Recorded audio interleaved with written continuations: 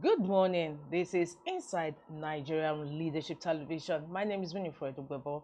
Without wasting much time, we'll head up to the newspaper review segment of the show, where we have some lineups of national newspapers for review. And of course, we have Nigeria's most influential newspaper, Leadership. Let's head up to Leadership. Leading story on today's Leadership newspaper says alleged certificate forgery. Science Minister Nnaji resigns. Leading story on Leadership newspaper this Wednesday midweek edition of the show. And incidentally, today is October 8, 2025. Let's go and see some excerpts from that story. You recall that the resigned minister now actually went to court to stop UNN from releasing his credentials, but however, the court overruled it. Some excerpts from the leading story. Minister of Innovation, Science and Technology, Geoffrey Uche Nnaji, has resigned from President Bola Ahmed Tinubu's cabinet amid allegations of forgery leveled against him.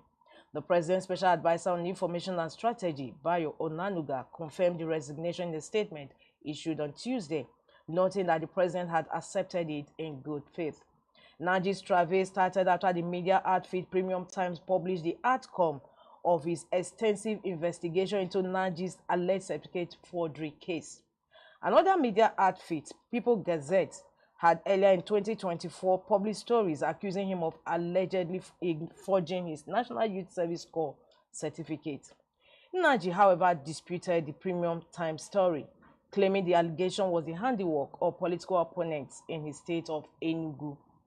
The former minister, appointed in August 2023, tendered his resignation on Monday in a letter to the president expressing gratitude for the opportunity to serve the nation. In his letter, the former minister said he had become the target of relentless blackmail by political opponents bent on tarnishing his reputation. I thank Mr. President for the trust reposed in me and for giving me the privilege to contribute my quota to national development, Nnaji stated, adding that he was stepping aside to protect the administration's integrity.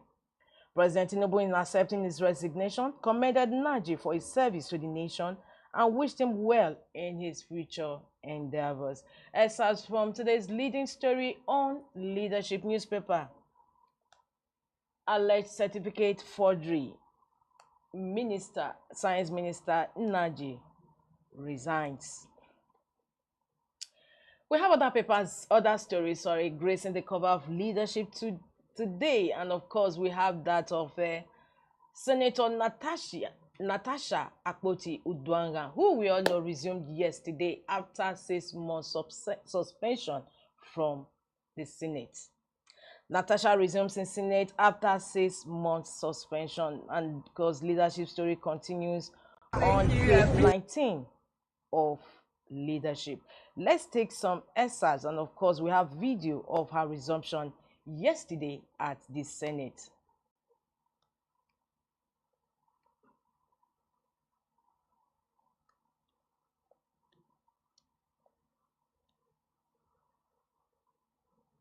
Good morning, everyone. How are you? Thank you so much.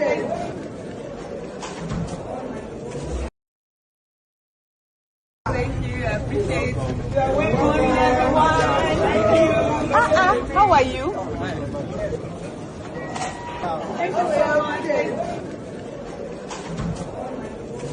Thank you, I appreciate it. Good morning, everyone. How are you? Thank you so much. Thank you, I appreciate it. Good morning, everyone. How are you? Thank you so much. Thank you, I appreciate it. Good morning, everyone. Yes, Natasha Akpoti-Uduaghan resumes at Senate after 6 months of suspension. You just watched a video of her resumption yesterday at the Senate. Senator Natasha Akpoti-Uduaghan, representing Kogi Central, officially resumed her legislative duties yesterday, entering the Senate chamber at exactly 11:42 a.m. Her return marks the end of a 6 month suspension that has sparked national controversy and legal challenge. Leadership recalls that the upper legislative chamber had adjourned plenary on July 24 to proceed on its annual recess, initially scheduled to resume on September 23. However, according to a memo signed by the Chief of Staff to the Senate President, Chinedu Akubweze, and cited by Leadership Television on September 23, the resumption date was postponed to October 7. Akpoti Duangan walked into the chamber, made her way to her seat, and after sitting down, exchanged pleasantries with a few colleagues. She was accompanied to the National Assembly by a number of civil society activists, including Bring Back Our Guest co-convener Aisha Yesufu, who was spotted observing proceedings from the Senate gallery. One of the leading stories on today's Leadership newspaper. We move ahead to review other stories gracing the cover. Lagos orders coroner's inquest into Afriland Tower deaths. ADC can't afford to fail, defeat Marketers members. 2027, group says Hashim Olawepo Northern Christians best bet. INEC, Yakubu bows out, hands over to acting chair Agbumuche Umbu. That story is on page 4 of Leadership. After 10 years in INEC, the INEC chair stepped out yesterday, and of course it was confirmed with national honors by President Bola Ahmed Tinubu. It's also reported that President Bola Tinubu will make announcement of a substantive INEC chair this week. On the business bus of Leadership, new tax law exempts most workers from pay as you earn. Oyedele, don't forget the 2026 new tax reforms will take into effect next year, January 2026. The chairman of the Presidential Fiscal Policy and Tax Reforms Committee, Taiwo Oyedele, has said that about 98% of Nigerian workers would be exempted from the pay-as-you-earn tax PAYE system next year, when the new tax laws that President Bola Ahmed Tinubu signed take effect. Oyedele emphasized that the new tax laws do not target low-income earners or those below the poverty line. From January 2026, you will feel the impact. If you earn a salary when you are paid at the end of January 2026, 97–98% of Nigerians will either no longer pay PAYE or they will pay less PAYE. That is about 98% of public and private sector workers who will no longer pay PAYE because they will be exempted. The remaining 2% plus will pay more, he said. Of course, 2026 is just by the corner, as Oyedele has explained in this story on the cover of Leadership today. The Nigerians who earn less will no longer be paying tax. Good one coming from the federal government. Before we leave Leadership cover, we still have 2 more stories to go. We must finalize electoral reforms well ahead of 2027, coming from Speaker Abbas. Reactions as Tinubu seeks fresh $2.84 billion foreign loan. That story continues on page 7 of Leadership newspaper. However, we also have trending video that has been sparking controversy all over the internet space, and that is what happened 2 days ago on Arise Television. We had Rufai Oseni in an exchange with the Works Minister David Umahi over the Lagos-Calabar Coastal Highway. Let's see that video. You will allow me do a right of reply, because it's obvious you came for me today, my very good minister friend. You know, hang on a minute. I'm still talking. Hang on a minute. To finish. After you went to report me to, you can finish. But after you reported me to President Tinubu, you are on here with me again today. But it's fine. I will respond to you, Minister. Go ahead.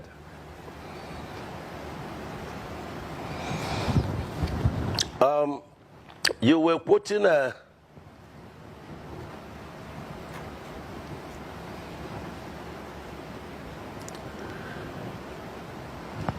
Abati, am I on? Go ahead, Minister. We can hear you. Go ahead. We can hear you. Okay. Yes. Now, the third one, Rufai became an attorney, darkening counsel without knowledge. She said, oh, there is a case in court. Yes. There were and there are still cases in court. The first case was 39, people that their properties were demolished and properly, evaluated, and they were paid. Even shanties, the president directed us to pay, because he wants to alleviate their problems. Naturally and normally and by law, we don't pay for shanties when they are destroyed. You pay for properly, registered, properties. And when you destroy it, you pay. Now, the 39 of them, which Win Home was one of it, the court dismissed the case. Then she now single-handedly on her own went to Federal High Court and stated another case. That case is on. Probably that's what Rufai, SAN is quoting. And then there's also another case she instituted, diaspora investors. This diaspora investor, there was no registered, evidence, and so they cannot sue or be sued. Now the question is, in the court did not put any injunction against the work. And in any case, we had passed the road even before they went to court. If somebody sues you, Rufai, and says that, you passed, against the traffic, which you did sometime, you broke the law. And it does not mean that, you are restricted unless the court evidently says so. So these are the issues. Now, the diaspora, the investors, who are resident in Nigeria, with me and you, they have come to me, they have sent me a letter, they want to come to the office to see me. And I'm willing to see them. I wanted to take on the woman because when she's using the issue of diaspora investors, it makes other people, genuine investors that want to invest, to be afraid. I have empirical evidence. The world watched it on the commissioner of the project when you mentioned the questions I asked you to the president. That was reporting me to the president officially. The world watches, so you don't need to dilly-dally about the empirical facts. I don't talk without facts, Minister. When I have my facts, I talk. And I insist on my question when I ask on cost. Let me only address you, Minister. You will not allow me speak. The problem is you will not allow me speak. You spoke for over 20 minutes, over 10 minutes. Because you don't know what you are speaking. But let me speak. Let me speak. You will not. What your profession is. You will not allow me speak. You see, if you can just keep quiet and be calm and just allow me speak, I'll be happy. All right. So my question still persists as regards the cost per kilometer. You cannot tell me that we don't have a right to know the cost per kilometer. Even if it's an undulating landscape, give us all the facts and the details of the cost per kilometer. That's all we'll ask for. Other questions as regards the loans taken. Let me finish. I won't keep quiet for you to damage Let me information. finish. Listen to me. Minister, you will not allow me to speak. The minister will not allow me to speak. No. Don't do that with me. Minister will not allow me to speak. I was in your studio. Minister will not allow me to speak. And when the first section was on, and I ran the figures. And what you're asking us is 750 kilometers of coastal highway. We should tell you cost per kilometer. So you multiply by 750. That's nonsensical. No, so tell me the cost per kilometer. There's nothing too hard for you to tell me that figure. You've not still told me that figure. So I was right on that point. The second point... Because you don't understand anything. The second point I'm trying to make is... You don't understand anything. I'm a professor in this field. Okay. You don't understand anything. What university gave you professorship in this field? And you cannot ask me to tell you a cost. What university gave you professorship in engineering? I didn't know you were Professor Mai, Minister. I didn't know. So, please, I'm professor in practice. In practice. I'm professor in practice. Okay. I understand engineering very well. So secondly, and you have no knowledge of what you're asking. If you will let me... You have no knowledge. If you will let me ask questions. So you keep quiet. Okay. And then stop, Minister, it's all right. Keep dignifying yourself and let the world see you for who you are. If you allow me speak, the other 100 kilometers that you said they've added to it, we would like to know the cost per kilometer of that one. And the Winsome Homes, the case is in court. Now, I would like to know the cost per kilometer for that one. I would like to also know the over 700 billion first tranche of loan you guys got for this project. Has the money been spent? How was the money deployed? I would also like to know. I would also like to know the terms of that loan. All right? How many years? What's the payback period? What's the payback moratorium of that loan? And for the Winsome Homes, isn't it interesting that as somebody that's been a governor in the state, you know the law, a case is in court, and then you're coming to talk about the details of the cases in court. Please just tell us those information. It's very important, Minister.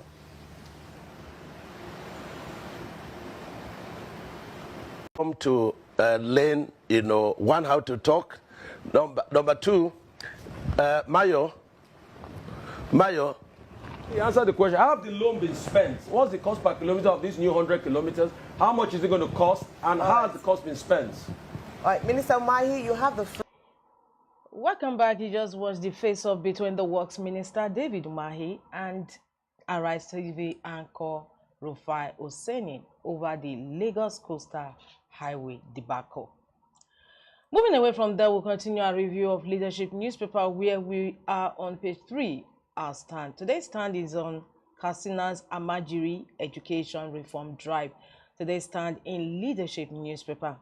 Katsina State's one-day stakeholder engagement on reforming the Amajiri and Islamia system held on September 22, 2025 represents a commendable step in tackling a long-standing national blight. Convened by Governor Diko Maru Rada, the forum brought together religious leaders, parents, government agencies, development partners, and stakeholders to examine the system's challenges and propose context-specific solutions. With Katsina grappling with high out-of-school rates, poverty, and insecurity, the event emphasized the need for an Amajiri census to inform evidence-based planning, participatory model development, and legislative reforms. We move towards the stand of the stand itself, where the paper takes a stand. Lessons from Katsina national efforts are instructive. Participatory dialogues yield buy-in, avoiding top-down pitfalls that bred resistance. Federal interventions must prioritize coordination at NCAOOSCE successes in teacher integration, show potential when funded adequately. SWOT insights suggest leveraging strengths through hybrid curricula while mitigating threats via Safe Schools initiatives. Ways forward include nationwide replication of Katsina census for data-driven planning, allocating 15% of state budgets to education, and partnering with NGOs for vocational training. The federal government should enforce the Universal Basic Education Commission integration mandate, addressing poverty through conditional cash transfers to discourage child migration. Excerpts from today's stand in Leadership, Katsina's Amajiri Education Reform Drive. From our stand, we move to the back page of the paper, that is Leadership, where we have Wednesday column with Olufunke Baruwa. Today, she goes far from Nigeria to Namibia, a progressive African example the world is ignoring. Today's column with Olufunke Baruwa. Let's take some quotes from that column. This is not symbolic inclusion. It is a structural reimaging of governance, a deliberate design that enshrines gender equality at the heart of decision making. Quote from today's Wednesday column with Olufunke Baruwa. Namibia, a progressive African example the world is ignoring. Before we leave the back page, let's visit Ghana Must Go as usual. On the news, Tinubu seeks NAS not to borrow $2.84 billion. And Ghana Must Go ask President Bola Tinubu this time again. President Bola Tinubu, over to you. And that also concludes review of Leadership newspaper this Wednesday. For more, log into the website of Leadership, www.leadership.ng. We move ahead to other papers we have on our lineup, and of course, let's bet at Nigerian Tribune. Nigerian Tribune also towing Leadership example, having its main lead story on the certificate scandal. Nnaji resigns as minister. Leading story on Nigerian Tribune, certificate scandal. Nnaji resigns as minister. Headline story on today's Nigerian Tribune. For more, log into the website of Nigerian Tribune. On the Daily Times, Tinubu seeks NAS approval for new $2.3 billion external borrowing, $500 million sovereign sukuk. And that story is on page 2 of the Daily Times. For more, log in to the website of the Daily Times. We move ahead to the other paper we have on our lineup, and that is The Punch. The Punch is talking politics. It says countdown to 2027. Tinubu to pick new INEC chair this week. Like I mentioned earlier, expectations are rife that Tinubu is be to pick the new INEC chair this week. Of course, the previous one just stepped down and handed over to an acting capacity, May Agbuche. Yakubu steps aside. President consults Council of State selection process under spotlight. Main headline story today on The Punch. For more, log in to the website of The Punch newspaper. We head up to the next paper we have on our lineup, and that is The Guardian. The Guardian says North Central anxiety lingers over insecurity fate of displaced persons. North Central, anxiety lingers over insecurity, fate of displaced persons. NAEROLS, cost of food production rose by 36% in 2025. Leading stories on the cover of The Guardian this Wednesday, October 8, 2025. Log into the website of The Guardian for continuation of these headline stories. We move ahead to the next paper we have on our lineup, and that is Blueprint newspaper. Blueprint says INEC Chair Yakubu makes history, hands over to Agbumuche Mbu after 10 years. Presents 2 books on election management, innovations in electoral technology. Tinubu confers CON on outgoing electoral umpires boss. And that also is the main cover on Blueprint newspaper this Wednesday. For more, log into the website of Blueprint. That's about it for newspaper review. However, before we go, we still have a trendy video that we are bringing to your delight. And of course, that is Nnamdi Kanu, the acclaimed leader of the indigenous peoples of Biafra, Nnamdi Kanu. He was taken to court yesterday. Let's watch.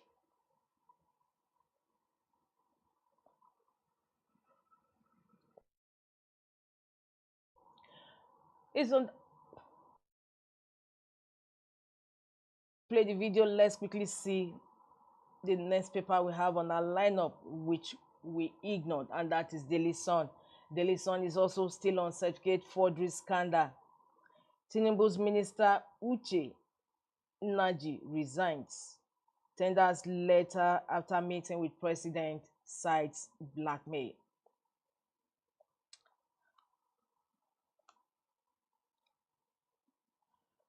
Ohaneze said Nnamdi Kanu's continued detention poses grave risk to his life.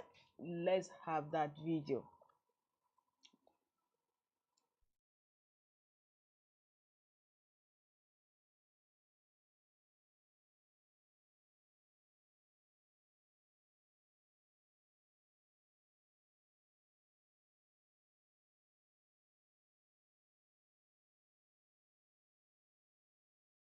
Kanu was in court yesterday. Of course, there have been agitations for his release. Just a few days back, the Nigerian Medical Association, NMA, actually conducted a medical examination on him as described by the court, where they conducted the examination on Nnamdi Kanu. The court ruled that NMA should conduct an examination on him to determine whether he is fit for trial and should proceed for treatment or not. Well, it's on that note we conclude today's Inside Nigeria, brought to you on Leadership Television. My name is Winifred Ugbebo. Don't forget to join us on this station for news on the hour, and of course for tomorrow for another fresh edition of the program. Thanks for joining us.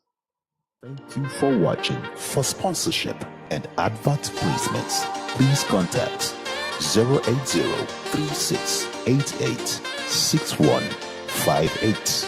Last Word Leadership Podcast Studio. You have the last word.